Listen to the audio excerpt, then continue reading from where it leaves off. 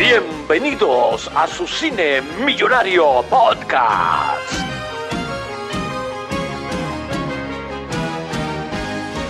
Presentado por Luis Acuña.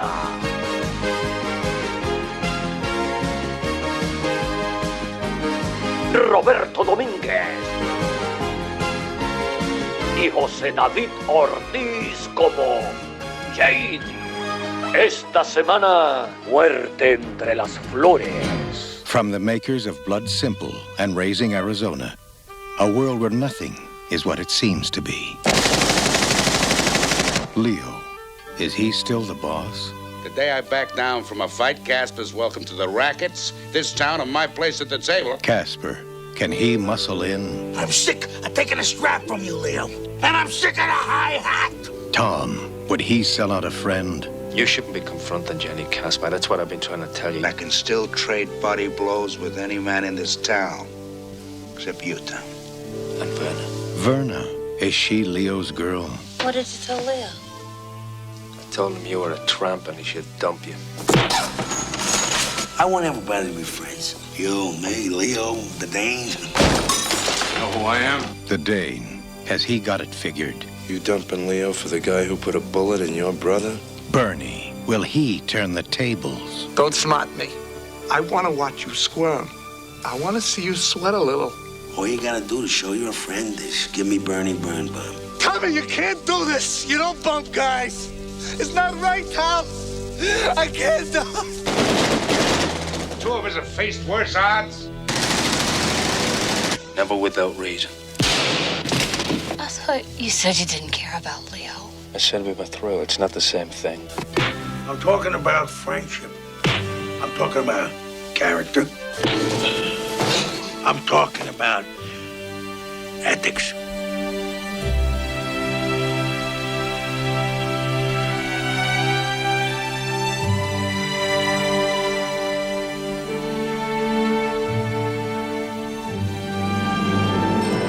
Albert Finney, Gabriel Byrne, Marcia Gay Harden, John Turturro.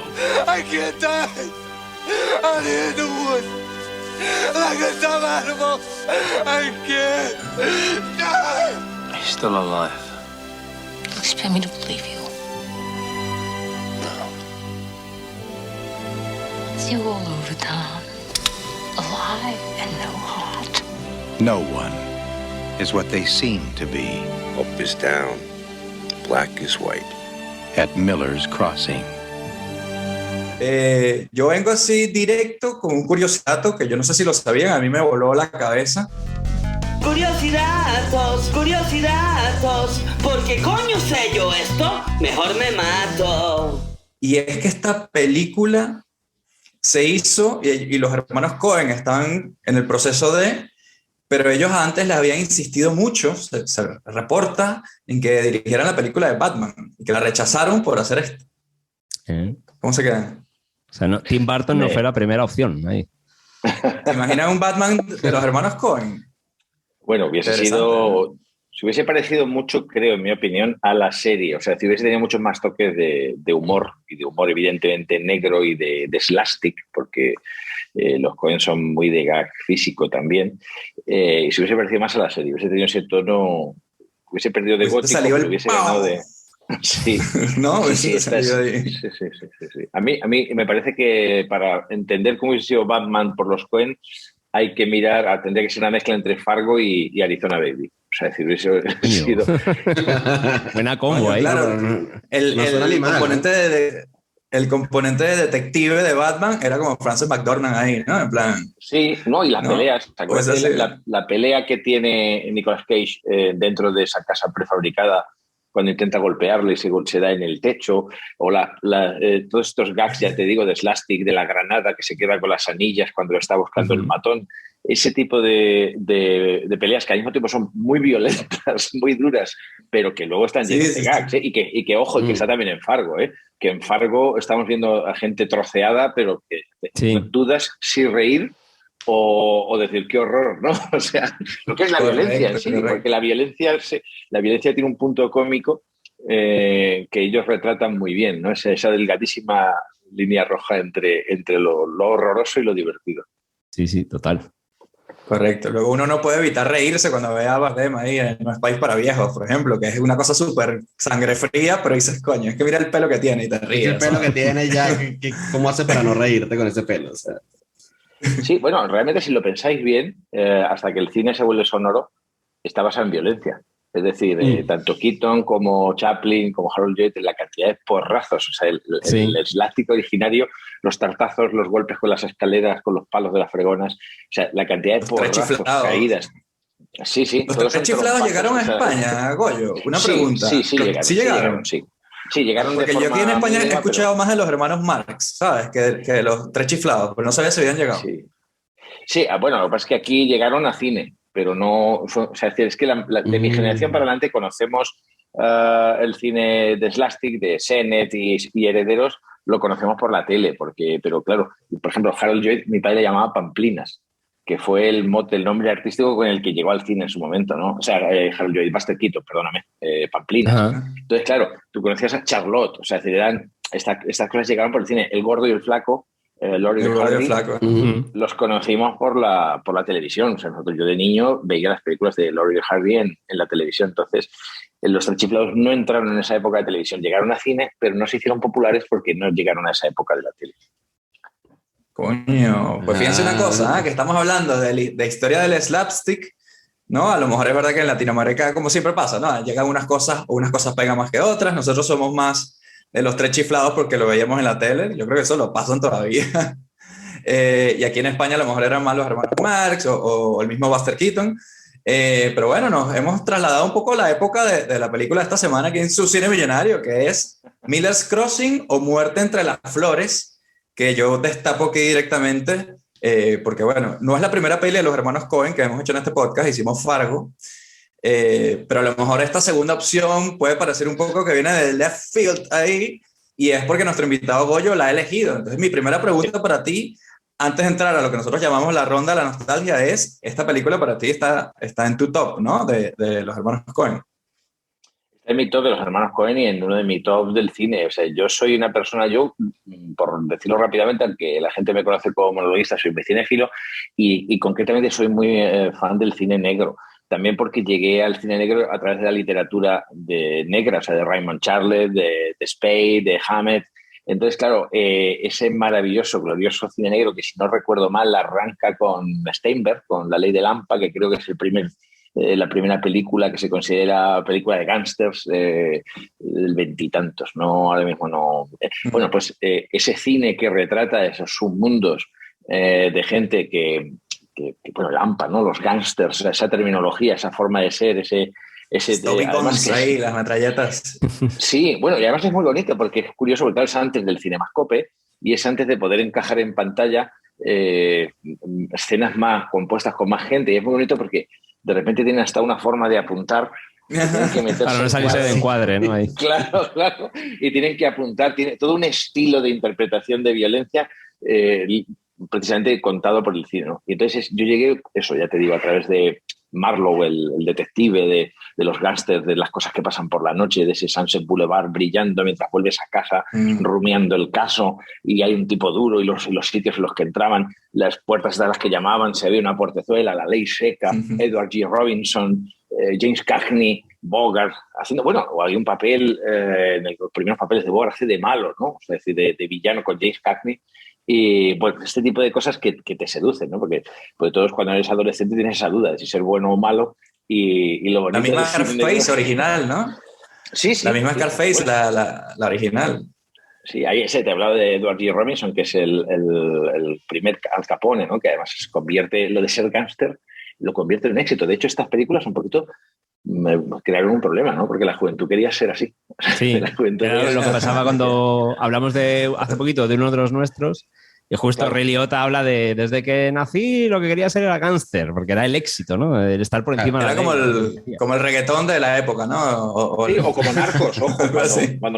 Cuando comenzó a emitirse Narcos, mucha gente se enfadaba porque decía que Escobar no era un tipo así, o sea, a ver si vamos a a que la gente quiera ser como los narcos, ¿no? Y otra cosa muy bonita que decías y que te veo además en tu fondo que he visto ahí en el fondo, esa Thompson en marcha, que además lo dicen en un momento de muerte ante la frente, el viejo sigue siendo un hacha con el violín, ¿no? Con la Thompson, no es una puñetera. Wow, pero eso tiene más balas que Schwarzenegger en Comando, ¿eh? ¿Cuántas balas tiene esa mierda?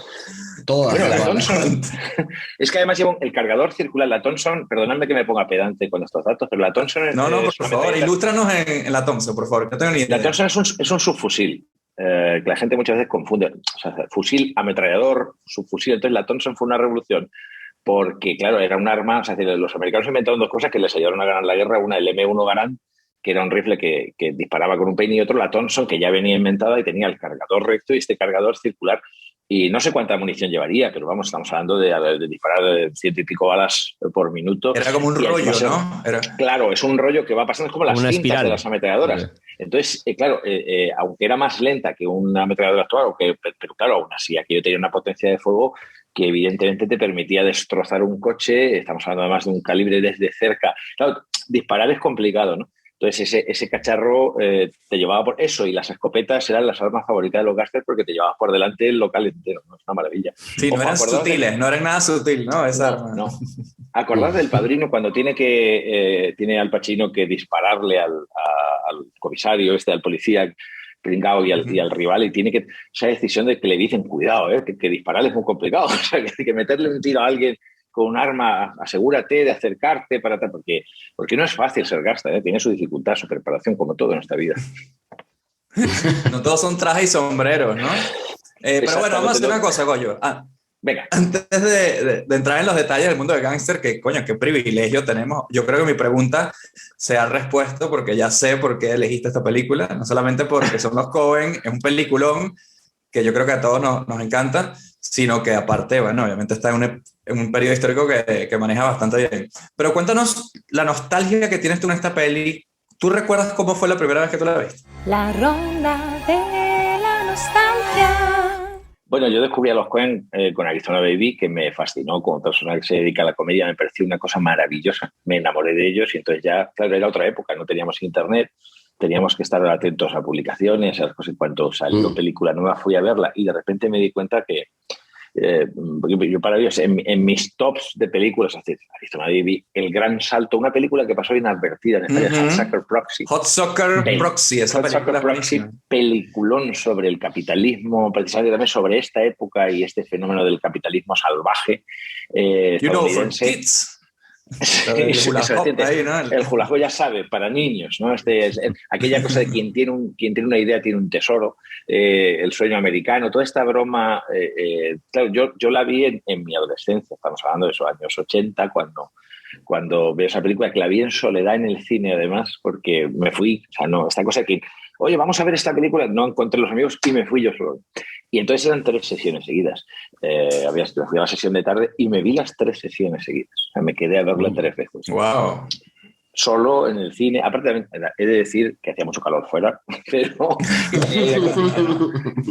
pero claro, era esa época en la que te podías quedar, no había problemas, ¿no? Ya te digo, me la vi 3 veces seguida y fue, o sea, es un amor a primera, segunda y a tercera vista. Fue un impacto porque lo tiene todo, ¿no? Tiene el cine negro, tiene la historia del antihéroe, que a todos, ¿cómo no te va a gustar una cosa de adolescente del antihéroe? Te sientes incomprendido en esa edad, te sientes que la gente, o sea, que el mundo no te comprende, que tú estás solo. Esa sensación del personaje de Gabriel Byrne, de estar solo, de llevar la carga el solo, coño, que le están pegando constantemente. ¿Cuántas palizas se lleva el pibe en toda la peli, el pobre? Y el tipo duro, y cuando descubres el motivo final, que no vamos a hacerle spoiler aquí, cuando descubres por qué lo está haciendo todo y cómo ha encajado, es que es maravilloso.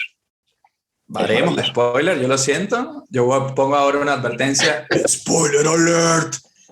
Pero yo creo que esta película ha pasado el suficiente tiempo como para que los que sepan que nosotros adelantamos cuando vamos a hacer el episodio para que la gente se vaya viendo la película. Yo creo que nos podemos permitir hacer eso, ¿no? Sí, pero bueno, al final, sobre todo digo que tiene un final que te sorprenderá, como dicen los reyes del clickbait. Tiene uno de esos... Sí. Es un poco como sospechosos habituales. Ajá. Podríamos decir que Tom, el personaje de Gabriel Byrne, está un paso por delante de todo. De todo, continuamente. Como buen héroe, claro, es decir, en la serie negra solo hay dos personas que van por delante de todos, el villano y el héroe. Es decir, el villano va por delante de todos porque sabe quién es él. El villano de la serie negra, cuando estás a punto de enterarte, siempre te da un golpe por detrás. Tú no te das cuenta, te das un golpe por detrás, te quedas inconsciente cuando estás a punto de cogerlo, ¿no? Pero claro, en este caso, el héroe, el antihéroe, que aún así tiene una motivación más que heroica, el antihéroe, porque es un antihéroe cínico y duro, resulta ser villano para ser héroe, ¿no? O sea, porque está compartiendo, porque todas las intrigas que hace, putea a todo el mundo, engaña Cambio a todo el mundo. bandos. Cambias de bando y dices, claro, pero con idea, o sea, es hacer el mal para lograr el bien, un poco como Batman o como Isabel Díaz Ayuso. O sea, así, claro, según los... Bueno, Robert, espero por lo menos una nostalgia que le llegue a los pies a la de Goyo. No, está difícil. No me decepciones. Está difícil para empezar Goyo, verla en el cine, pues yo qué sé, año 90, ¿no? Que he leído por ahí que se estrenó ahí uno de los nuestros también. Tuvo que competir ahí en el cine uno de los nuestros y esta de Muerte entre las flores, que en Latinoamérica he visto que en algún lugar se llamó De paseo a la muerte. He visto por ahí Bueno, pero yo quiero decir una cosa aquí rápido. ¿Dónde coño estaban las flores? Pues yo me fijé y ahí no había flores cuando te iban a disparar. Tenía que ser. Yo pensé que era como que, muerte entre las flores, porque en mi recuerdo es verdad que era como unas florecitas amarillas y morías ahí, era una cosa poética y no hay flores. Entonces, ¿qué está pasando? No entiendo. Sí, ahí la muestra entre la hierba. Entre las hojas. Sí, es una de estas adaptaciones de títulos que hace alguien que no se ha visto. Paseo a la muerte, bueno, no sé. Paseo a la muerte no es muy bueno tampoco, la verdad. No. Sí, bueno. Bueno, hombre, también supongo que habrá algo que, o sea, porque el Miller's Crossing, o sea, es decir, ese momento, efectivamente la definición de la película es el momento en el que van caminando con la música de Carter Barwell de fondo, brutal, que es otra maravilla. Sí. Compositor también frecuente con los Coen. Y es esa música irlandesa tocada, perfecta. Bueno, es curioso, porque además en la literatura inglesa el bosque, siempre desde Shakespeare hasta el siglo XX, el bosque es el lugar en el que suceden los verdaderos dramas, desde el sueño noche de verano hasta hoy en día, ¿no? Entonces, en la ciudad todo es, el personaje se sostiene muy bien, pero en el bosque, en esa naturaleza, cuando tiene que matarlo es cuando de repente se le quiebra todo, ¿no? Se le quiebra toda esa...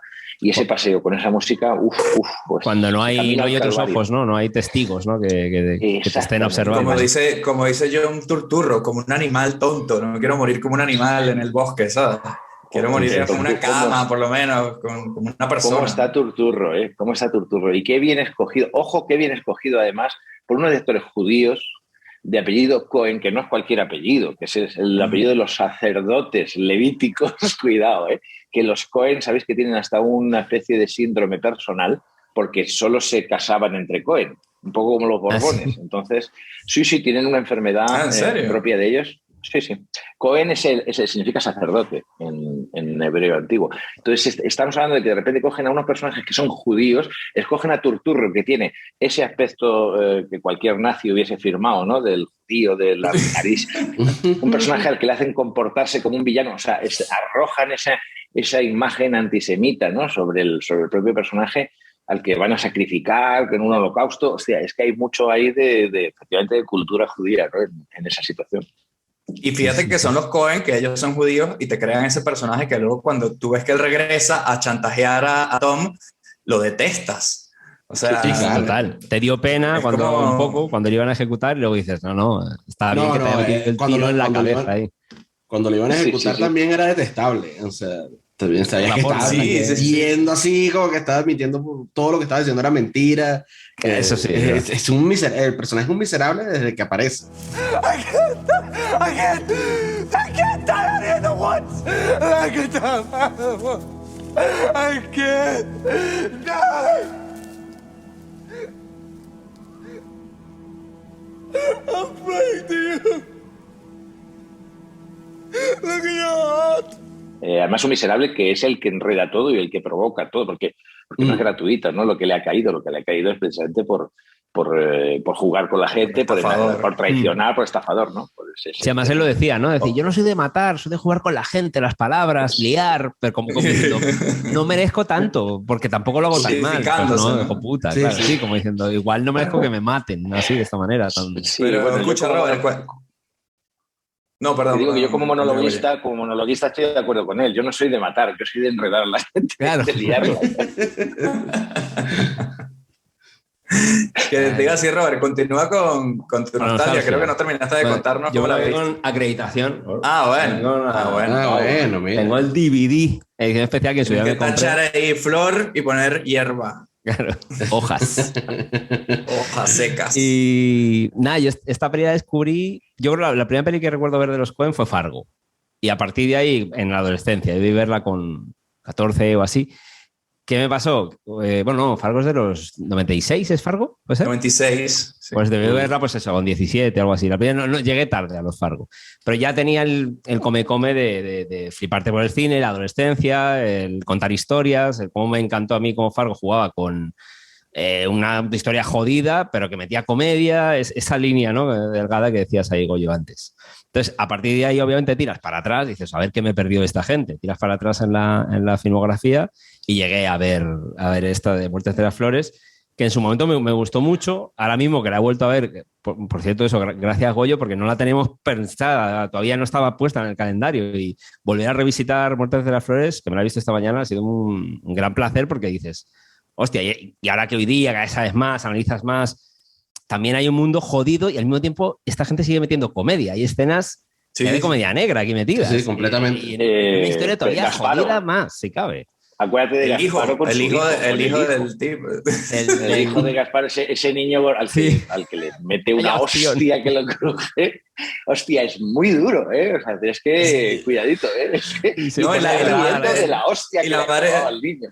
La madre estaba diciendo que venimos del médico, que le dice que estaba enfermo, que está comiendo demasiado dulce y tal, y que, bueno, como que una cosa terrible. Pero, ¿qué vas a ver el médico? Ven acá, ¿qué has comido hoy? Un perrito, tal. Es como demasiado, bueno, muy Coen, ¿no? Ellos nunca han dejado de ser así. Pero se ve su ADN 100% ahí en esta peli. Te lo meten en una historia dura, cruda, jodida, de gángsters y tal. Y yo recuerdo que a mí se me quedó en su época grabado, era la angustia del hijo puta este del turturro en el paseo hacia la muerte.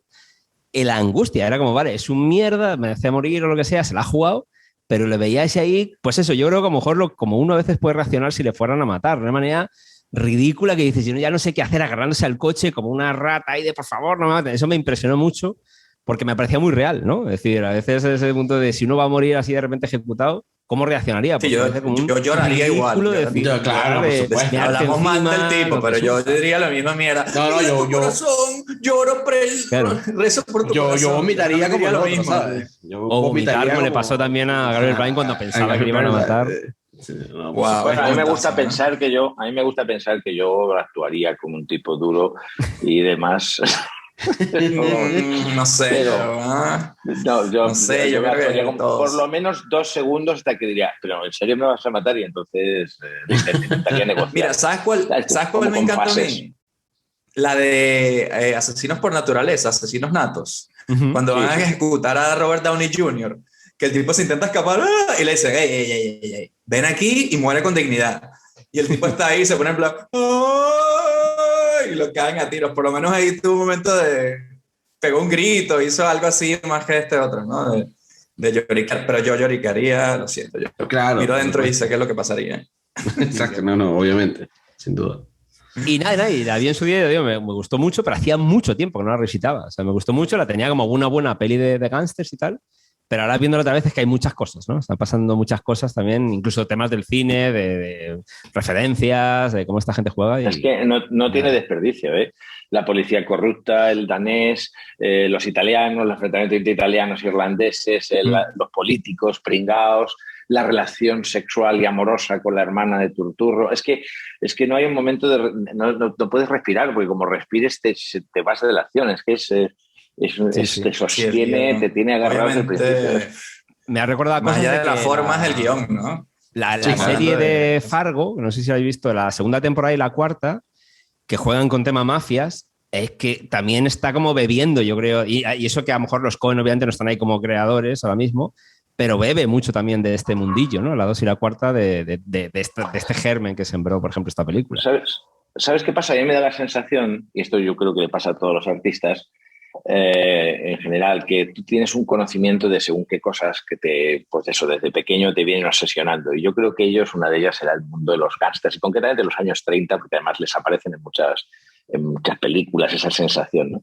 Y tenían ese conocimiento y, claro, en estas primeras películas han volcado todo, ¿no? Después ya llega un momento que dices, ¿ahora qué hago? Pero claro, cuando tú vuelcas tanta pasión y tanto conocimiento y tal, porque esta es una gente que sabe muchísimo de cine, ¿no? Y vuelcas todo, inevitablemente te sale este maravillosísimo homenaje al cine de gángsters, a la comedia en blanco y negro de los años 30, 40. Te sale toda esta fusión ahí colocadita y sale perfecta. Yo creo que es y temprano en su carrera, ¿eh? Temprano en su carrera, no, ni siquiera su tercera película. Sí. No, me parece curioso, ¿no? Que se hable mucho después de las pelis de Coppola o de cosas, o sea, se hable del irlandés y se pase por alto esta película que es una joya. Sí. Eso dice por ahí, que es una obra maestra que debería estar también a la altura de otras del género y que sin embargo no, por lo que sea, no ha llegado a calar socialmente a nivel mundial, no sé. ¿Sabes por qué puede ser? Porque, y a lo mejor yo la veo así, esta es una perfecta película de gángster, como dice Goyo, pero para mí y para los fans de los Coen, muchos de nosotros a lo mejor es los Coen haciendo una peli de gángster. Entonces, más que la peli de gángster solo, porque es una peli de gángster a los Coen. Por eso, como ellos cambian bastante de género, se pone como una peli de los Coen más que una gran peli de gángster como las de Scorsese, que él se distancia un poco de... Te compro la teoría. Esto pasa un poquito con según qué directores, por ejemplo, con Howard Hawks, que dices, Howard Hawks, qué gran director, y te hace un magnífico western, te hace una magnífica comedia, te hace una gran película de gángsters. Entonces, otra película de Howard Hawks, pues claro, de repente dices, oiga, ¿con cuál me quedo? ¿No? Si es capaz de hacer Río Bravo o puede hacer de repente una peli de gángsters, y hace unos westerns sublimes, pero evidentemente, claro, tú de John Ford esperas una cosa y claro, cada vez que John Ford hace una película es una obra maestra, y Howard Hawks, como va cambiando de género, parece que es que pasamos por alto según qué peliculones de este sí, señor. Puede ser a Kubrick, ¿no? Le pasó también, que como cambiaba de género, al final es difícil... Spielberg. Ya un poquito más cercano a nuestro. Spielberg no había hecho un musical hasta West Side Story, por ejemplo. Y yo lo vi, el otro día vi esa peli y plan, ¿por qué no lo dejan quererse? O sea, llega como peli musical. Ni había hecho cine bélico hasta Salvar al Soldado Ryan, creo, ¿no? De repente hace Salvar al Soldado Ryan y dices, madre del amor hermoso, pues que este señor, pues igual, ¿no? Claro, es que cuando estamos hablando de artistas son gente que sabe hacer y profesionales, son autores profesionales. Claro. Esta semana metieron a esta película en la colección de Criterion, ¿eh? O sea, para que la tengan ahí. Bien tardado, pendiente. Señores de Criterion, habían tardado.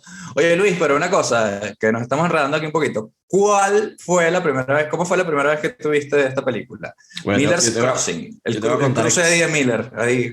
Exactamente cómo fue el día de ayer. Yo la tenía en este radar, así que le agradezco un montón a Goyo que hayas elegido esta película, porque creo que no sabía ni que existía. O sea, y eso que yo no le llegué tan tarde a los Coen, porque allá en Venezuela sí pasaban Educando Arizona, la pasaban... Educando Arizona, eso te iba a decir, Educando Arizona. La pasaban frecuentemente en la tele y tal, pero yo como que le entré bien, fue con Fargo también, pero nunca me he dedicado como a buscar las pelis de los Coen, necesito revisitar toda la filmografía, no he tenido como ese impulso, y bueno, la vi ayer y coño, ¿qué se puede decir? Es buenísima. pero nostalgia no tenía con la película. Bueno, a ver, es verdad que es una película que es verdad que necesita un background para que tú tengas este enganche con ella, porque es verdad que cuando vienes es como, podría pasar como con los Monty Python. Los Monty Python puedes disfrutar de un nivel de gags determinado, pero claro, si tú conoces la cultura, si tú estás viendo Los Caballeros de la Tabla Cuadrada, si conoces la cultura artúrica, el rey Arturo y Camelot y todos los caballeros, pues evidentemente vas a pillar muchos más chistes. Claro, cuando tú vienes de conocer la literatura o el cine de serie negra, pues lo disfrutas más, evidentemente, porque pasa que es cierto que determinados, el Padrino nos queda más cercano porque joder, es que sobre la mafia italiana de los 50 para cada sabemos más. Sí, que pero eso sobre... es como ver Indiana Jones si eres arqueólogo. Dice, mira, estoy pillando más de lo que están pillando el resto de la gente aquí en esta sala, ¿no? Claro, pero tú fíjate que nosotros sabemos tópicos de la mafia italiana, o sea, ya han llegado puntos en los que la mafia italiana quiere parecerse a las películas. Sí, puede ser que no son tan así. Sí, exacto. O sea, luego ves, por ejemplo, Ghost Dog, que es otra película de gángsters, ya que estamos hablando de todo esto, de Jim Jarmusch, de otro director que dices, bueno... la de Forrest Whitaker. Forrest Whitaker, sí. La del ninja... Sí, que me parece un peliculón, peliculón que tendríamos que tener que también en el listado de las grandes películas de gángsters. Y de repente ves a unos gángsters con chándal, gordos, fracasados, y dices, coño, ¿qué tiene que ver esto con el glamour del Padrino? Nada, esta es la realidad de estos señores, ¿no? Que yo creo que es el éxito también de Los Sopranos, ¿no? Cuando salen Los Sopranos, estos son, realmente los ve, el tipo tiene una compañía que se encarga de administrar desechos y... cero glamour ahí, ¿no? Cero glamour, ¿no? Y el tipo es un gordo gigante así... Y todos los demás también, lo que hacen es comer pizza en un sitio mugroso, o sea, están... Como unas strippers ahí chungas. Sí. Es Jersey Shore, o sea, es esa colina claro, italiana. es que no es New Jersey, ¿no? Ni siquiera es eso. No es Chicago, una cosa de esta. Lo que son las cosas de lo que se queda en la gente. Estábamos haciendo un programa de humor hace años que se llamaba Se hace saber y hacíamos una escena de gángsters. Bueno, teníamos una especie de escenas de gángsters. Yo hacía como de una especie de Padrino con Agustín Jiménez. Y una de ellas siempre me traían a alguien, ¿no? Yo estaba comiendo espagueti al fondo del restaurante con ese mantelito de cuadraditos rojos y blancos con dos tíos detrás. Esta escena que la hemos visto en 500 películas de gángsters, ¿no? Entonces traían, y siempre hay un momento en el que me levantaba y le decía, si necesitabas dinero, habérmelo pedido a mí y tal, no sé cuántos, pero dicen que hablas mucho en la comisaría de la calle Quinta, tal, y haces...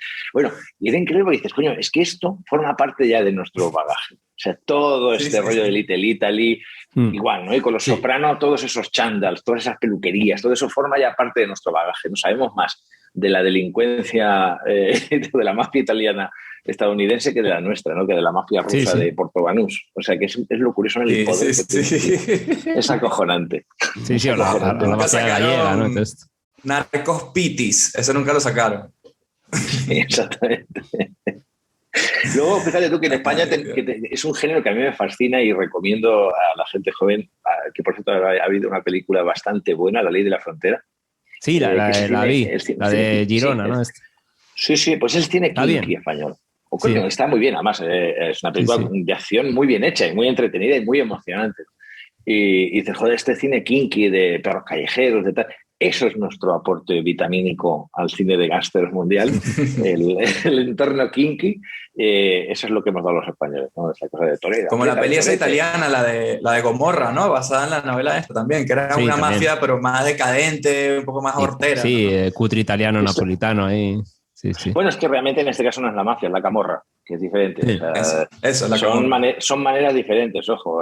Tienen los calabreses, que es la andrangheta, los napolitanos, la camorra, y los otros son los sicilianos, que es la mafia. Son diferentes contextos y entornos. Y estilos, ¿no? Al final, claro, también. Y estilos, sí. Cada uno tiene su denominación de origen. Oiga, por favor, no confundamos, ¿no? Claro. A uno le muerde una araña radiactiva, otros vinieron de Sicilia y bueno, eso te hace ser distinto en la vida. Yo con mi nostalgia, voy... Perdón. La de Sicilia surgió contra los españoles y los franceses, no sé si lo sabéis. O sea, la mafia surgió contra la ocupación borbónica. O sea, la mafia surge ante la opresión. O sea, el Estado es el dueño del monopolio de la violencia en un sitio. Y cuando surge la mafia es alguien que te discute eso. Es un Estado dentro del Estado. O sea, tú en vez de ir a juicio, vas y le dices al padrino, oiga, que este señor... Que esto es lo que vemos en el principio del Padrino, ¿no? Este señor ha violado a mi hija. Y pones la denuncia en el Padrino, no en la policía. Y entonces ya se encarga. O sea, es un Estado paralelo, ¿no? Y esto surgió precisamente para luchar contra el Estado opresor, contra los aristócratas, borbónicos y demás de Sicilia surgió. Pues digo que es diferente el origen de la mafia del origen de la camorra, que es... De la camorra. Es otra cosa más.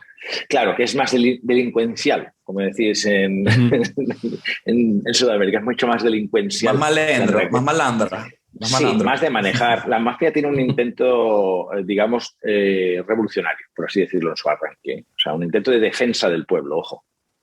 Un estado paralelo, prácticamente, una policía Sí, es eso, paralela. Una cosa así. un estado dentro del Estado, sí.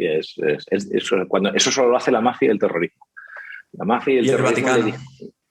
Bueno, el otro día estuve en el Vaticano, tío. Es muy curioso esto de estar en un Estado y decir, joder, en 5 minutos 2 países. Es una cosa muy curiosa, sí. Ese es el sueño de la Camorra, poder amurallar ahí. ¿Me permitís que os cuente un chiste sobre el Vaticano, ya que estamos? Hombre, faltaba más. Visitan los señores de Coca-Cola, los altos ejecutivos de Coca-Cola, al Papa y le dicen, Santidad, queríamos proponerle un negocio. Usted reza cada día, la gente, los cristianos rezan el Padre Nuestro y terminan diciendo, o dicen el pan nuestro de cada día. Queremos hacer la implantación definitiva de Coca-Cola y le proponemos cambiar el pan nuestro de cada día por la Coca-Cola nuestra de cada día. Si usted cambia esto en el rezo, le ofrecemos esta cantidad. Le pasan un papel, el Papa se escandaliza y dice, pero ustedes los capitalistas no saben que hay un compromiso y que el compromiso hay que respetar. Ustedes piensan que todo es mercado y una cifra. Los de Coca-Cola insisten, dicen, bueno, sabemos cómo son los negocios, nos entendemos, tachamos esta cifra y estaríamos dispuestos a subir a esta otra. Le pasan el papel, el Papa la vuelve a leer y dice, pero de verdad, insisto, que es que el mercantilismo, ¿no entienden ustedes que el compromiso? Santidad, vamos a hablar claro, no vamos a pasar nunca de esta otra cifra. Le pasan, él la mira y dice, Cardenal, ¿hasta cuánto dura el compromiso que tenemos con los panaderos?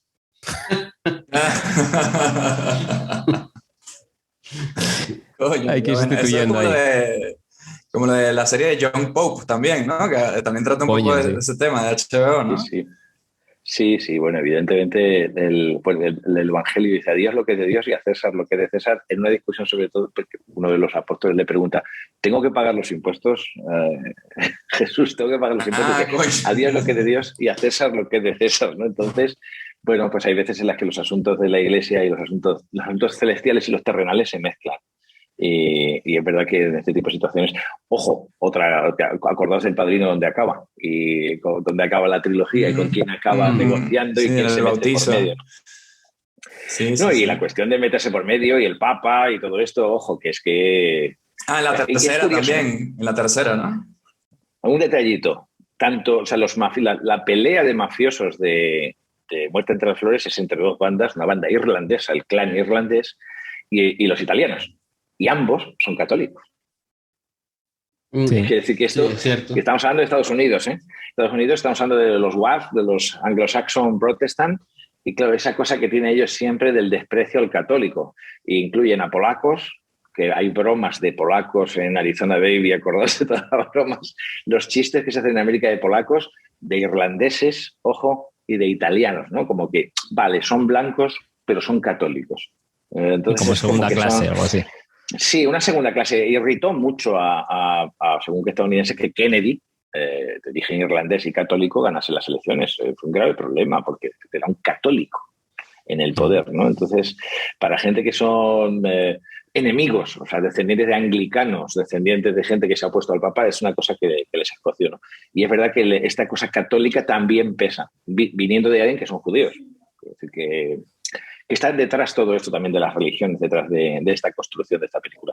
Que, por cierto, y aquí os lanzo yo la pregunta a vosotros, que esta sensación de que Hollywood es un negocio mayoritariamente en manos de inversores y capitalistas judíos. Es decir, entonces hablamos de Spielberg. Estamos hablando de ver los apellidos de los productores, de la gente que está ahí, y dicen, coño, es verdad que se dieron cuenta, ¿no?, que había que controlar cómo se cuentan las historias. No sé qué opináis. Los Warner Brothers son también, creo, ¿o no? En su inicio. No sabría decirte. No pero sé. hay los Goldwyn, Mayer, pero yo tengo entendido que ellos fundaron esa ciudad prácticamente. Esos estudios se crearon en 1910, por ahí. Quién sabe cuándo.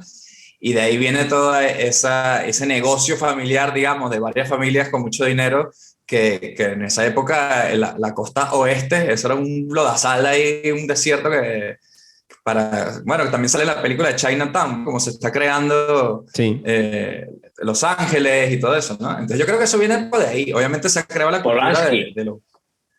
Chinatown, Polanski, director judío. Y Chinatown tiene mucho... Esta peli también me recordaba a Chinatown en algunos momentos también. Sí, la manera de sí, narrar, de contar el personaje igual, de cómo se va metiendo en aguas turbias y cómo se maneja ahí dentro. Es curioso, porque además yo me dedico al stand-up, que en Estados Unidos parece que hay como dos ramas de stand-up, el stand-up afroamericano y el stand-up sobre todo judío. Lenny Bruce, Jerry Seinfeld, por cierto, serie de comedia que marca hecha por Seinfeld, y Larry Bird, o sea, Larry David, perdóname, o sea, es decir, judíos. Oye, Larry Bird estaba ocupado con los Celtics, ¿ah? Con los Celtics. Sí, Aquí David y Luis son súper fans de Seinfeld. Sí, nosotros somos, tenemos un conocimiento enciclopédico de esa mierda. De otra cosa no, pero de Seinfeld lo que tú quieras. De otra cosa no, y de Corp también. Y Corp, sí. Lo suficiente. Pues eso, ojo, ¿no? Esa especie de escuelas de aquí hay un humor, no sé, que se ve, está presente hasta en Friends, ¿no? Que de repente los personajes de Ross Geller, esta cosa que siempre tiene que haber una presencia de Fíjate que los creadores de Friends son de apellido Kaufman. Sí. Kaufman, Spelling, o sea, es verdad que hay... yo creo que es muy interesante cómo perciben que contar la historia te hace dueño del relato.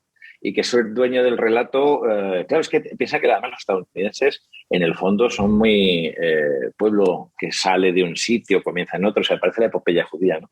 Y es muy curioso. Goyo, ¿tú crees que entonces, al ser ellos un poco los dueños del cotarro, han manipulado un poco con su prisma para contar una historia que no es necesariamente real en cuanto al imaginario popular de pelis de gángster, por ejemplo? Porque a mí me parece curioso que en esta peli en concreto los judíos salen un poco mal parados. Mira cómo insultan a John Turturro. Podría decir que esta peli le hizo a alguien que no les tiene mucha simpatía a los judíos, pero son judíos los directores. Yo creo que lo que demuestra esto es que somos al contrario, lo que demuestra es que somos una cultura judeocristiana, porque no nos olvidemos que si existe el cristianismo es porque es un derivado del judaísmo, y que nuestra cultura, que se levanta sobre el pilar de la cultura helenística, o sea, la cultura europea, la cultura helenística y judía. Entonces, la grandeza de esto es que, siendo los dueños del cotarro, sean capaces de contar todo tipo de historias en las que se ponen a favor y en contra y demás, ¿no? O sea, que existe esa sensación. A mí me parece muy grande eso, que tiene que ver con precisamente con su esencia, con su forma de ser, que son capaces. O sea, tú ves a Lenny Bruce y la mayor cantidad de chistes que hace, incluso Seinfeld, sobre judíos, son en contra. Es decir, son a base de darse hostias a sí mismos, ¿no? De reírse de su propia cultura. Incluso Sacha Baron Cohen. Sí, Chris Rock también, con el otro lado, pues, ¿no? El otro lado. Esa me parece que esa capacidad ennoblece mucho la situación, porque eso es lo que lo hace fiable y lo que lo hace creativo, ver que dices, bueno. Entonces, respondiendo a tu pregunta, que si creo que son un lobby de poder que lo utiliza, pues me imagino que habrá gente que lo utilizará y otros que no, como en todas partes, ¿no? Pero me parece, evidentemente, a la hora de ver según qué relatos, por ejemplo, los relatos relativos al mundo árabe, pues evidentemente sí que se echa falta cierta presencia, ojo, de la cultura ganando las que no sean simplemente como malos o supervillanos los árabes, sí que se echan falta en según qué creatividad, pero también es cierto que en otra creatividad forman parte también de nuestra cultura, ¿no? Es una forma de globalizar su forma de ser. No sé si he respondido a algo. No, bueno, pues vamos. Vamos. He intentado salir del jardín en el que me estabais metiendo. No. Yo quiero que volvamos a la película, porque creo que todavía tenemos bastante que hablar de Miller's Crossing aquí. Hemos hablado que, bueno, de una manera... No sé si redefine el género de mafia, pero en el año 90 tampoco había demasiadas opciones de este género, ¿no? Las películas también estaban en el año 29. Y sí que es verdad que para mí es una peli como muy Cohen, pero también muy correcta y sabe la época que está homenajeando. Por ejemplo, la escena cuando este niño se encuentra el tipo muerto, que es un plano de un perro, un plano de un niño, un plano de un muerto... Y luego abres y como que te construyen esa situación casi cómica, porque termina con el niñito llevándole el peluquín y se va corriendo con el perro. Eso es como muy Chaplin, ¿no? Entonces te está metiendo... Sus referencias las lleva con orgullo, ¿no? Esta película. ¿Qué opinamos de Albert Finney como el que, bueno, este mafioso jefe, Brutal, pero que no es muy sí. listo, ¿no? Como dice Gabriel Byrne, más allá de que dispara muy bien. Yo quería haceros un apunte con la coña esa ya por final el tema del humor, con esa coña del perro. En un momento dado luego comentan de le mataron en un callejón y le robaron el peluquín, como qué vergüenza. Pero es recurrente, hasta el final Qué de la inhumanos. película. Hasta el final de la película, cuando Tommy va a matar a Eddie, que le dice, bueno, pero ¿por qué mataron a este carajo? No sé qué. Y después dice, ¿y por qué le quitaron el pelo? O sea, es el tipo. O sea, Claro, qué inhumanos. Si era claro, un niño, pero está muy bien como Juan. Si tú le quitas el humor a esta película, te queda Camino a la perdición de Méndez. Es decir, me recordó mucho a esa película, sí. Sí, si le quitas el humor, se convierte en una tragedia. O sea, a ver, el cine estadounidense nos ha dado nuevos géneros. El western, el cine de gángsters, uno de los nuevos géneros que han aportado, ¿no? Nosotros los europeos teníamos comedia, tragedia medieval, superhéroes, efectivamente, ¿no? Bueno, superhéroes discrepo, porque teníamos la literatura de caballería, que en el fondo eran los superhéroes de la época. O sea, el Marvel de la época eran Orlando Furioso, el Cid era el Cid, esas fantasías. Sí, esas fantasías ya eran superhéroes. Robin Hood ya era Batman y cuidado. Y el Zorro ya era Batman 100 veces también. ¿Verdad? Entonces es eso, que el superhéroe es la modernización de la mitología, de los Jasón, de los Teseo griegos. O sea que la cuestión de que un gángster, un malvado sea protagonista de algún villano, los entresijos, eso sí que lo ha aportado. Y la forma de contarlo de los Coen es muy bonita porque tiene que ver mucho con una técnica que se viene usando desde los griegos y que acabo de estilizar Bertolt Brecht, que es el distanciamiento. Cuando te están hablando todo el rato del peluquín, es una forma de distanciarte, o sea, de sacarte del drama. Cuando tú ves a alguien, un drama es el momento en el que tú le metes una cuchillada a alguien y ves la cuchillada, es un momento dramático. Pero la tragedia, ojo, es la narración de lo sucedido. Cuando alguien te cuenta, y le clavaron un cuchillo, no sé cuántos, ¿no?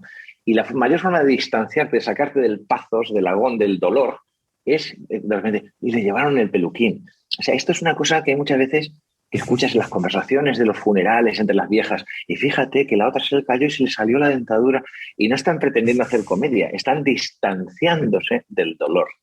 Y eso... Sí, algo cotidiano dentro de algo que tiene un peso enorme, ¿no? Eso es judeocristiano. O sea, es decir, narrar las cosas así, de esa forma, porque no quieren que te... O sea, claro, no tienes que identificarte con el personaje, ¿no? Tú, cuando estás viendo una historia, te identificas con el héroe, pero cuando el distanciamiento sirve para que te alejes y reflexiones, y realices una reflexión y tengas una catarsis, y tengas una epifanía y digas, oye, mira, he visto la historia de este personaje y sé que no debo seguir así o acabaré así. Tiene un propósito educativo, ojo, incluso, ¿eh? Cuando tú estás contando un nacionalismo real y todo eso, tú estás con Superman, tú quieres ser Superman, ¿no? Pero cuando la grandeza de Batman es eso, que te alejas, porque dices, yo no soy Batman, hay veces que Batman se comporta como un cabrón, o sea, en fin, el que tú tengas un proceso reflexivo como espectador, no te limites a acompañar la historia, sino que tengas un proceso editorial en el que te alejes y saques tus propias conclusiones. Y eso es lo sublime de las buenas historias de cine negro. Ahora que estás diciendo esto de que tú acompañas como espectador en esta peli, hay algo que me llamó mucho la atención, es que empieza la peli y el personaje de Gabriel Byrne dice como, hay que matar a este huevón, o sea, si lo matamos no hay ninguna guerra, no hay nada, no sé qué. Y varias veces lo repite, o sea, él está convencido de que hay que matarlo, y lo dice con una ligereza increíble, ¿no? O sea, no, pues si matamos a este tipo, el problema se resuelve. Pero cuando llega la hora de matarlo, que le toca a él matarlo, ya la cosa es distinta, ya no se le hace tan fácil. Incluso, y uno como espectador también, uno está de acuerdo con Gabriel Byrne en toda la película, y dice, coño, si lo matan, pues no se arma todo este problema, no hay una guerra, no hay derramamiento de sangre, no hay nada. Y es lo increíble de la escena, cuando del paseíto en las flores, es que tú estás ahí dudando también de si matarlo o no. O sea, ahí ya... ¿Qué harías tú? Porque ya no estás pensando en las ramificaciones y en las complicaciones de que, bueno, que si lo matas entonces ya no hay una guerra. No, ahí estás ahí tú solo con los dos, viendo una escena en la que uno de ellos tiene que eliminar a un tipo que conoce, que es el hermano de la mujer con la que está saliendo, que ya no es una pieza, una ficha que simplemente puedes desechar, porque era muy fácil decir, tanto para el espectador como para el personaje, decir, bueno, si lo matan, no hay problema, se acaba todo. Sí, qué grande esto que acabas de decir, porque es la clave. Bueno, ahora estamos en esta situación, es que habría que ir a Ucrania, es que hay que hacer, bueno, sí, pero ¿quién va a matarlo? Exacto. El que toma las decisiones lo ve muy fácil, ¿no? El general en la colina ve muy fácil, hay que atacar allí, hay que matar a estos y nos quitamos el problema. Bueno, hay que hacerlo, cuando hay que dejar de ser humano. Y es verdad que la grandeza de esta película también es esa, que toman las dos opciones. Yo todavía estaba viendo una Múnich en tiempos de guerra, de Jeremy Irons, y hay un momento en el que uno de los personajes tiene una pistola y está con Hitler.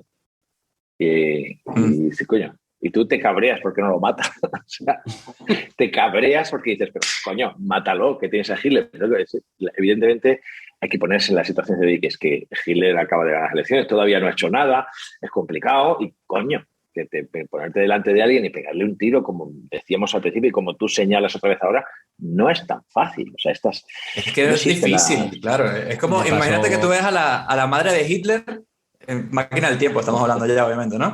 Embarazada, y tú sabes, mira, solo tengo que dar una patada en la barriga a esta tipa. Es lo único que tengo que hacer. Y así, yo creo que nadie pueda coger y darle una patada así a una embarazada con... Eso le pasó a Deadpool, en Deadpool 2, que es cuando, no sé si lo habéis visto, que coge la máquina del tiempo. Hay unas escenas post-créditos en las que empieza a bajar al tiempo, a ajustar sus cosas, y llega a encontrarse al bebé Hitler ahí. Y el tío, esto es muy duro, no sé qué hacer, como la puta. Y está un niño, y al final es un plan subjetivo del bebé y las manos del Deadpool acercándose ahí como... Y acaba ahí. Que sí se lo carga, entonces. Se supone que sí. Hay un gag de Louis C.K., humorista que tan ennoblecido como envilecido después. Louis. Pues había un monólogo que decía... la gente siempre está con lo de matar a Hitler. Y si pudieras volver al pasado, ¿matarías a Hitler? Dice, no es tan fácil matar. Yo si pudiese volver al pasado, lo violaría. Violaría a Hitler. Y te lo que dice, ya violándolo, ya lo dejas de otra manera. Ya se quedaría diciendo, Hitler, vamos a matar a Hitler. Lo dejas de otra manera. Sí. Yo me lo imagino diciendo, no, ahora no puedo, necesito una ducha. Muy bestia, es muy bestia.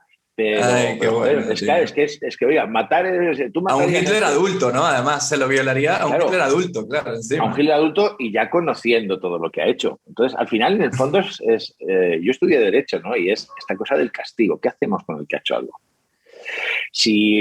Primero hay que demostrar que lo ha hecho, vale, pero una vez demostrado, cuando encima vuelve a hacerlo, ¿qué hacemos, no? Y es esta cosa de lo matamos, no sé qué, nos vengamos... lo rehabilitamos, hostia, que es un debate muy, muy profundo. Entonces, y es verdad que ahí juegan, como señaláis muy bien, con esta cosa además de que encima te ponen un personaje que da tanto asco, que es que tu sensación desde detrás de la pantalla es, a ver si lo matan ya. Sí. Es curioso. Sí. Cuando te provoca, que no me gusta como habla no me gusta y debe morir, solo por eso. Sí, y ojo, es como las películas de terror cuando dices, a ver si los matan ya de una puta vez, que me tiene harto ese personaje, estás deseando que lo maten. ¿Dónde coño está Jason? ¿Dónde está Jason?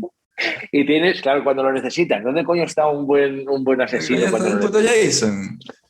Está afilando el machete. ¿Qué no harán con nosotros? Si el cine provoca estas emociones, ¿qué no harán con las noticias, con las comunicaciones? Sí. Pero Goyo, yo te quiero dar una nota optimista antes de que entres en ese agujero al que estabas entrando, yo creo. Y es que yo estaba leyendo un libro muy bueno que hablaba sobre, varias teorías, no solamente del origen de la vida, sino de la evolución, qué pudo haber pasado, cómo explicamos algunas cosas. Y hay un capítulo que habla del storytelling, ¿no? De la narrativa, de por qué contamos y nos gusta contar historias, ¿no? Entonces, después de, muchas teorías, se llegaba a una conclusión que es que eso es un mecanismo de evolución. Es decir, si tú cuando eres pequeño te cuentan un cuento con una moraleja, tú estás transmitiendo cuando la princesa tomó una decisión incorrecta y le pasa algo malo, cuando la princesa tomó la decisión correcta y le pasó algo bueno, y de alguna manera pulimos las habilidades sociales y como que nos preparamos en un simulador con historias que a otros les pasaron cosas horribles y uno, ya sé, yo no haría eso, lo que estamos hablando hoy, ¿no? Entonces, de una manera, es como un simulador, la narración. De manera que nosotros nos vamos preparando para saber cuándo una decisión está buena y está mala por nuestra propia supervivencia. Sí, Claro, es la forma cómo transmitimos el conocimiento de los que vinieron detrás de nosotros, es la manera que acumulado, es la manera y que... el tigre se lo comió. Ah, coño, el tigre se come a la gente. Ya nosotros no vayamos para allá atrás. Y formamos Pero parte nuestra de la grandeza cadena, como... lo bajamos. Nuestra grandeza como forma de vida tiene que, de hecho se sobrepone a eso, porque generamos historias en las que acabamos yendo muchas veces con el tigre y acabamos yendo con el asesino, que están ya por encima de la mera función didáctica de la historia. Efectivamente hay una narrativa con los cuentos de formación, pero luego hay una narrativa creativa que es la de generar otra serie de posibilidades. Yo tengo mi propia tesis, como últimamente yo creo que ya nos ha quedado claro que la vida es una, o sea, que no hay mucha diferencia entre un virus y un ser humano. Tenemos el mismo software, con diferentes programaciones, el mismo software, va variando el hardware, pero al final somos muy parecidos todos. Entonces yo lo que creo es que va incluso más allá. O sea, nosotros, y esto ya empezó a rayarme, ya que estamos aquí entre colegas. Vamos a rayarnos. Venimos de un Big Bang, que es una singularidad que por fuerza tiene que venir de algo que no es singular. Esto es pura física. Entonces, evidentemente, habrá al menos otro universo del que nos han intentado borrar. Nosotros somos la papelera reciclaje de otro universo, tenedlo claro. Y nuestra necesidad constante de contar historias, de recordar, de fijar, de hacer pirámides, de dejar legado, es el intento de que no se vacíe la papelera de reciclaje. El nuestro y el de los virus. O sea, nuestra pelea aquí es permanecer en un universo hijo de puta y asesino. Estamos haciendo todo el rato el intento de permanecer. A veces en nuestra propia contra, es decir, a veces tiroteando a otros y matando a otros, ¿no? Cuando de verdad, si fuésemos lo suficientemente inteligentes para visualizar todo esto, nos daríamos cuenta de que quien nos está puteando es el del otro universo, que nos tiene aquí metidos. O lo que es lo mismo, en términos judeocristianos. Esto es el infierno de otra vida, tenerlo claro. The Good Place. Estamos aquí ahora mismo. Estamos en el sitio, nosotros estamos haciendo este rinconcito para pasarlo lo menos mal posible, pero esto, o sea, coño, esta vida tiene momentos muy guays, muy breves, y el resto ya es sacrificio. Es decir, tenemos más palo que zanahoria. Vamos a pensarlo bien. O sea, es una película. Hostia, tenemos bastante más palo que zanahoria, las cosas. Cuando las cosas empiezan a ir bien, ahí justo pasa una cosa horrible inmediatamente. Sí, siempre. O sea, bueno, son una de las cosas que te enseña la historia, ¿no? Cuando ves películas, ves tal, dices, disfruta, coño, carpe diem, porque inmediatamente va a venir algo a joderte. O sea, que sí, los peros, que siempre dicen que un buen guión es la vida que va pasando, pero métele peros en el camino. Eso son las hostias que llegan ahí. Del patio trasero, ¿no? Que somos ahí, del patio trasero de otro universo, ¿no? Que dices ahí que somos. Sí. Los griegos le llamaban el agón a esto. Es decir, el conflicto, la pelea constante, hay que superar un conflicto. El protagonista, el que intenta superar el conflicto, antagonista, el que intenta impedir que solucione el conflicto, ¿no? Las mejores historias son aquellas en las que hay más agonía, que fíjate qué palabra más bonita, va pasando lo más agónico el protagonista para intentar solventar el conflicto, pero siempre va a acabar mal. Siempre. Edipo, Electra, Tom, acaba mal, ¿eh? La grandeza de Muerte entre las flores es que acabando bien, acaba mal, porque el personaje acaba solo. Y, hostia, me recuerda mucho ese final, además a Spider-Man Homecoming. No, bueno, mis referencias son... No, Spider-Man, la de ahora, No Way Home. No Way Home. No Way Home me recuerda esta película de Orson Welles, ¿Qué pasa en Viena? El tercer hombre era, ¿no? ¿Ese tema? No. No sé de mal es la de México con Charlton Heston. Ah, sí, ¿no? Yo digo es la que pasa en Viena con Joseph Cotten, que va a investigar a un tío. El tercer hombre. El tercer hombre, sí, de Le Carré, ¿no? De la novela de Le Carré. Es el tercer hombre. Cuando acaba con el tipo solo en ese plano final. En la noria esa, ¿no? Sí, que dices, vale, sí, tío, eres el héroe, pero estás solo. O sea, te has sacrificado y lo has perdido todo. Y eso es desde los griegos hasta aquí. El héroe o la heroína toma una decisión. Y eso hace que se solucione el conflicto, pero conlleva su destrucción también, ¿eh? O sea, el héroe que se sacrifica diciendo, vale, sí. Esto lo vemos en todas las historias. Soy Capitán América y me voy a sacrificar, o soy el soldado que se tira sobre la granada, o en salvar al soldado Ryan nos quedamos aquí para que se salve Ryan. O sea, este es el sacrificio. El héroe toma la decisión de joder su existencia para que otros vivan o sean felices, ¿no? Y eso está en todo, lo hablabas, ¿no? Estas historias, eso también eso es formativo. Enseñarnos a apreciar a los otros tanto como para que sea un valor útil para nosotros, útil para el grupo, sacrificarte por el bien de los demás. Esto es una cosa intrínsecamente humana, ¿eh? Y es muy bonito. Ahí ya vuelves al pasado hablando del judío cristiano de antes, Cristo, ¿no? Bueno, sacrificado por el bien de los demás. Ojo, que es Prometeo, ¿eh? Bueno, sí, Prometeo. Sí, siempre es una historia, una nueva historia de contarle. Es un remake, Jesucristo es un remake. Oye, este es un podcast evangélico, así que me haces el favor y cuando hablemos del Redentor aquí. A tener claro que las mejores historias son siempre las historias de leyendas y de religiones. Todo es un remix de la mitología. O sea, las mejores historias están ya hechas, inventadas, historias de amor de la mitología. Al arca de Noé le faltó una persecución, es lo único que te digo. Sí. Ese fue un poco más floja. Sí. Dos arcas, así, a ver cuál llegaba primero era la que se salvaba. Eso ha sido increíble. Y una explosión al final, cuando ya se baja el agua y salen todos, explota el arca.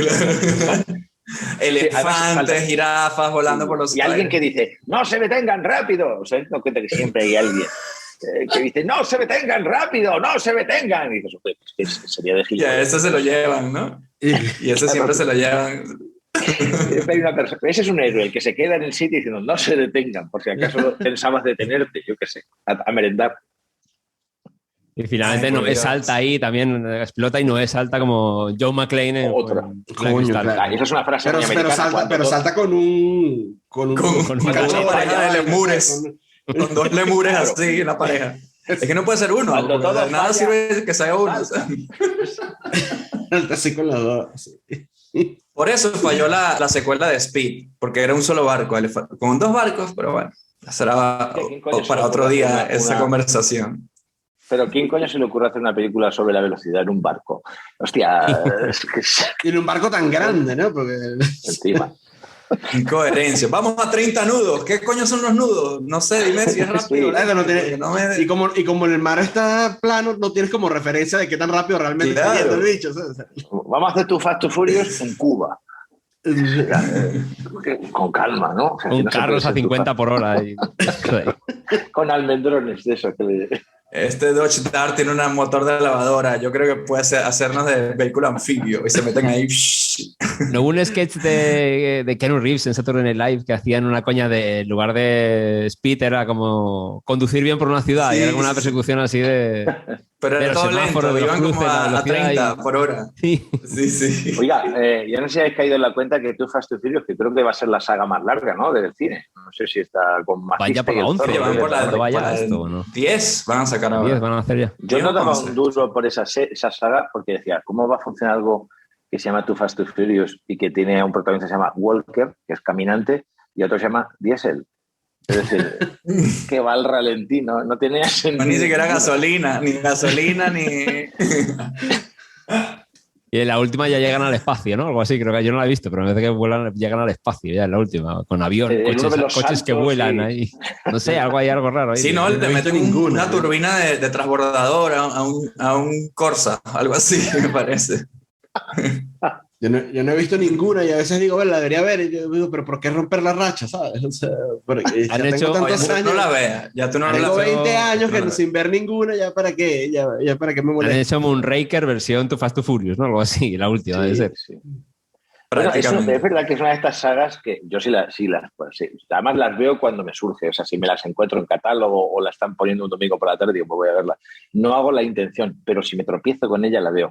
Pero me pasa como con James Bond, ya que saca Moonraker, que me parece una de las sagas más hipervaloradas del mundo.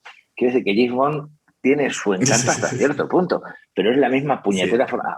Realmente, al final. Sí, es que como película de espías deja mucho que desear. O sea, yo soy más de películas de espías de verdad, de cruzar el puente, de que tu propio sistema es una mierda, que no sé cuánto, pero el topo, sí, bueno. Es decir. Llamar a James Bond película de espías es como llamar a Star Wars película de ciencia ficción. No, oiga, fantasía, todo lo que usted quiera, pero sí, no es y es más un superhéroe, ¿no? James Bond, casi ya. El tipo además se presenta con su nombre. Se presenta con su nombre, o sea, ¿qué espía es? ¿Qué clase de espía es ese, no? Que encima es inglés, si es que encima es inglés, que ya de salida dices, yo creo que todo buen español debe maldecir a Inglaterra antes de mear por costumbre. Entonces... no, James Bond no. Sí. Debería haber un punto medio entre James Bond y Torrente, debería haber un punto medio.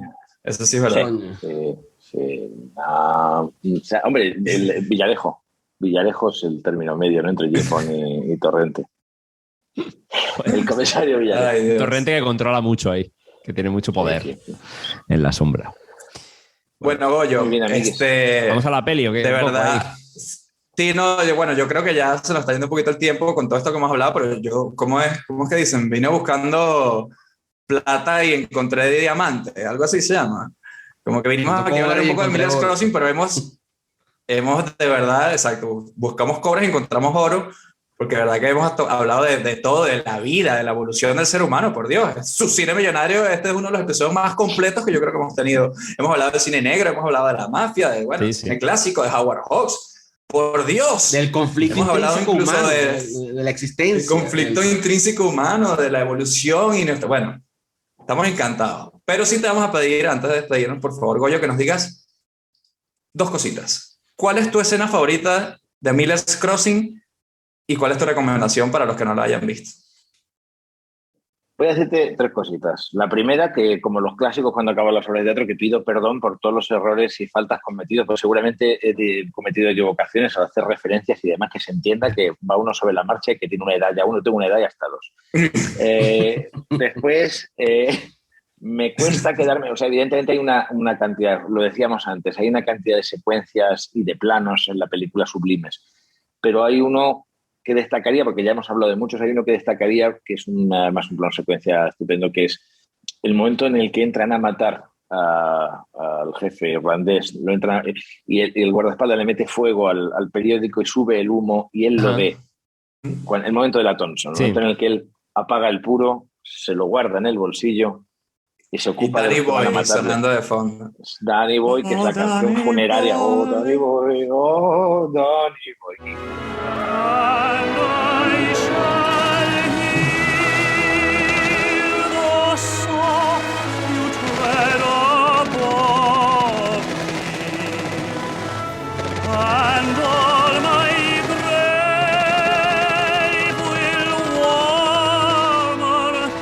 Y efectivamente se encarga de ellos al estilo irlandés y provoca un funeral y los machaca y al final vuelve a encenderse su puro, se lo pone en la boca. O sea, no hay mejor forma de definir a un tipo duro, un protagonista de una película de gángsters que ese plan secuencia me fascinó. ¿Cómo se tira? La técnica de saltar por la ventana con la pistola, que luego Gabriel Byrne también la utiliza, es buena esa mierda, ¿eh? Y que yo creo que ya lo debería tener claro en su cabeza como una vía de escape, ¿no? Si alguna vez me puedo tirar por ventanas, es que fíjate, la grandeza es la de los Coen cuando dicen, oye, ¿cómo han montado? Es que es puro cine. Es que no hay o sea, está fuera todo movimiento físico de los personajes que sobre. O sea, está lo justo para ser trepidante, emocionante, contarte toda la información, saber cómo ha llegado de arriba a abajo, cómo el otro se ha enterado, sin que sobre un plano y sin que falte, ojo. Y te lo cuentan de una manera hilada que dices, por Dios, que es un cine de acción con slapstick, con situaciones, es que tantísimo. Y esto abunda en su cine, ¿no? Esta serie de secuencias encadenadas en las que te... Pues acordaos de Arizona Baby cuando lo persiguen comprando pañales, que entra a robar los pañales, toda esa secuencia con el perro, con el otro personaje, es que es tremendo. Entonces, esto enlazo con ¿qué recomendaría a la gente para verlo? Recomendaría que viesen antes Arizona Baby, por ejemplo, Sucker Proxy, antes de ver esta película, si no la han visto, para ponerse en sabor de lo que van a ver físicamente. Recomendaría que se hiciesen una sesión triple, o sea, que empiecen con Arizona Baby, después Sucker Proxy, por ejemplo, y después tomen esta película. Y después ya se vayan a cosas más de personas mayores, tipo Fargo o cosas más duras, ¿no? O No es país para viejos. Bueno, ya. Sí, fíjate, yo me dejaría, no sé si me dejaría... Hay mucho de esta peli en esa, ¿no? Pero yo me dejaría... En esta escena que comentas concretamente. Bueno, no sé si el año pasado hicimos un programa que se llama Un País para Reírlo. Sí. Y vamos por toda España hablando sobre cómo era el humor en las diferentes regiones. Y el anfitrión en Cataluña fue Berto Romero y no pudimos evitar hacer un homenaje al gran Lebowski con una bolera. La entrevista le hicimos una bolera. Con el Jesus. Le pedimos a Berto Romero que hiciera de Turturro y lo clavó. Hicimos nuestro homenaje a los Coen. Nos gustaba que cada programa tuviera un homenaje cinematográfico. Chupando ahí la bola de... Sí, desde la Gran de Vélez a 400 golpes hemos hecho todo homenajes en playas, en boleras, y ha sido muy bonito, la verdad. Qué bueno. Sí, que encima Berto, pues es brutal también, cómo maneja igual la parte de narrativa y saber jugar con el cine, ¿no? Eso también. No, y que claro, él se presta a esto porque le encanta. Entonces es una persona que dijo, sí, lo que quieras. Para esto, lo que quieras. Para dejarte dinero, no. Pero para hacer cinefilia, lo que quieras. Para disfrazarme de Jesus, el pederasta registrado, sí. Es maravilloso. Yo aprovecho para decirlo, es mi humorista favorito, Berto Romero. No sé si lo habéis tenido por aquí, pero... no, ojalá le tengamos. Ojalá. Próximamente. Le extendemos una invitación a Berto desde aquí. Si me ve a mí es probable que no venga, porque no iría nunca a un sitio de nada, broma. Pero vamos, es un puto crack. No, a lo mejor viene a aclarar la teoría del agujero negro, en plan, bien, oye, esto está mal explicado, la singularidad no funciona así, y se pone ahí él, ¿te imaginas? Claro, cuando venga Berto ya después no podréis hacer más programas porque ya tocaréis el nivel más alto, entonces sintiéndolo mucho no podéis. Por lo menos por Edgar Ramírez no le gustó eso. Bueno, te contamos eso, la siguiente vez que ojalá te podamos tener por aquí, Goyo, de verdad que ha sido un placer. Y bueno, nada, como siempre decimos, cuídate mucho, pórtate bien y que vivan en los Estados Unidos, ¿no? ¿También podemos decir eso o no? Bueno, sí, de hecho os adelanto, doy aquí una exclusiva. En mayo voy a actuar en Nueva York y en Miami. Ah, qué bueno. Voy al Broadway Comedy Club a actuar unos cuantos días y después iré a Miami, así que ya os contaré a la vuelta qué tal ahí. Coño, qué bueno, ¿vale? Sí. Qué bueno. Cojonudo. Pendientes ahí del show de Goyo en Estados Unidos, que bueno, blanco en botella, ¿no? Cuidado. Vale, Goyo, muchas gracias. Vale, muchas gracias. Un placer. Bueno, Robert, y cuéntame cuál es tu escena favorita de Miller's Crossing, Muerte entre las hojas secas. Muerte en el bosque de otoño. Pues bueno, después de que Goyo haya elegido la Thompson en acción, ¿no? Y el gran Albert Finney ahí partiendo la pana, yo me voy a ir con un poquito de humor, que me hizo mucha gracia, lo que hablamos del slapstick y cómo meter en una escena jodida humor. Y es cuando le van a dar una paliza a Garber Vine, que está en un almacén, ¿no? Hijo de puta, Robert. Ahí te la he robado. Coño, Robert, es que eres un maldito. Sí, A mí también me jodió. Yo sé. Los dos teníais esa. Oye, decía azar, porque ya veis que no sabía que Luis era eso también, pero... Es que es demasiado buena porque tiene claro, con lo de que se queda el tipo tocho, ¿no? Gordo ahí, gordo, tocho, se quita la camisa, el mierda, me ha dado una paliza, ¿no? Y en ese momento... Ese es Mental, el de Dumb and Dumber, el que lo envenenan así con la hamburguesa, con el chile y la veneno de la rata, por cierto. Ese pibe luego salen un montón de vainas, sí. Más adelante, ¿no? También con ese rollo de cabeza cuadrada, tocho, no sé dónde, pero... Y amenazante, ¿no? Que es un poco el rollo. Pero bueno, me hacía... Hemos hablado de él aquí, no recuerdo ahora en cuál. De cuando le mete el silletazo y el tío es como, mierda, tío, ¿pero qué has hecho?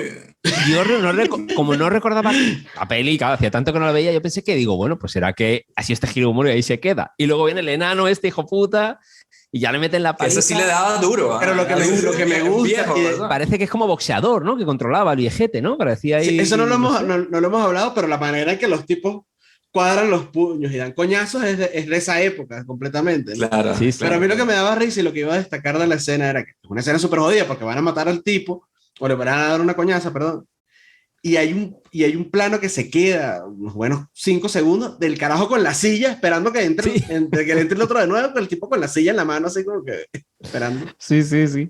Y luego encima cuando ya le dan la paliza, que es una cosa que aquí no se nos ha pasado a comentar en un momento dado, entra la redada policial, que casualmente le salva el culo, ¿no? En ese momento. Y me hace gracia siempre el tema de la policía, que era como de risas. El jefe de policía, el que está fuera esperando el mayor y el de bigote con la porra, era como, ¡mira, qué redada! Venimos a repartir hostias, ¡qué coñazo! Pero bueno, este es nuestro curro. Entonces, esa secuencia de cómo inicia con el inicio de paliza y cómo termina con la policía, que la salva el culo casualmente con una redada, me pareció la hostia. O sea, era como... De repente como, es comedia, pero está metido en esta súper fluido y orgánico en una historia jodida de mafia y la puta policía que era como, bueno, pues un día más en la oficina, ¿no? dar palizas y reventar negocios a los mafiosos, ¿no? Básicamente.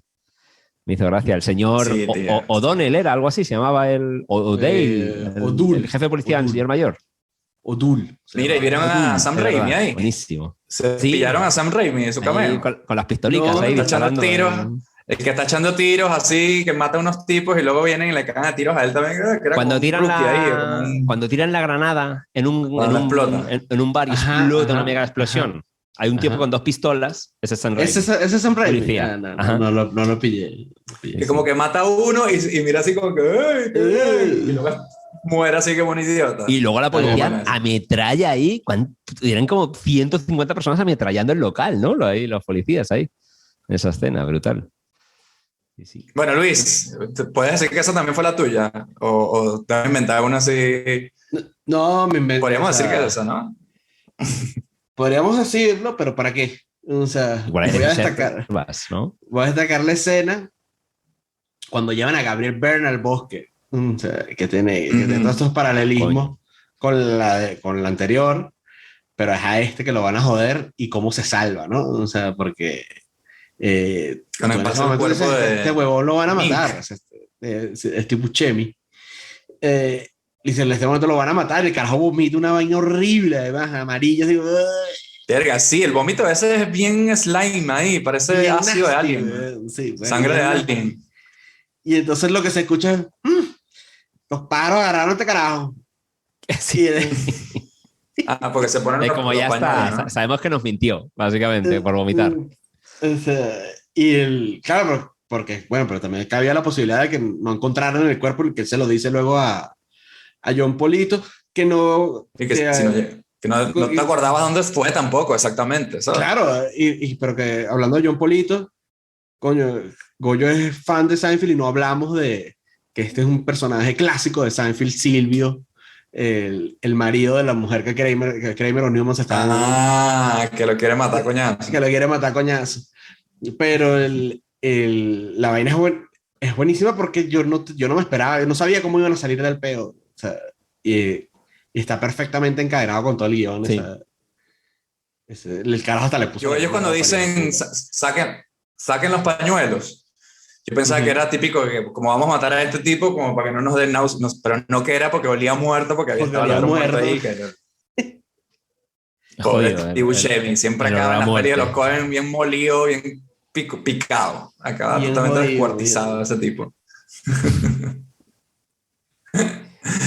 Bueno, mi escena favorita, en realidad la que dijo Robert era mi plan B, ¿no? Mi opción B, pero mi opción A era la de John Turturro llevándose a las hojas secas a matarlo, la primera, ¿no? Que tiene todo el momento de la música, bueno, toda la potencia narrativa que nos contó Luis también hace unos minutos, y la verdad que es muy, muy potente, y es como que tu tercera película y haces una escena como esta, ¿no?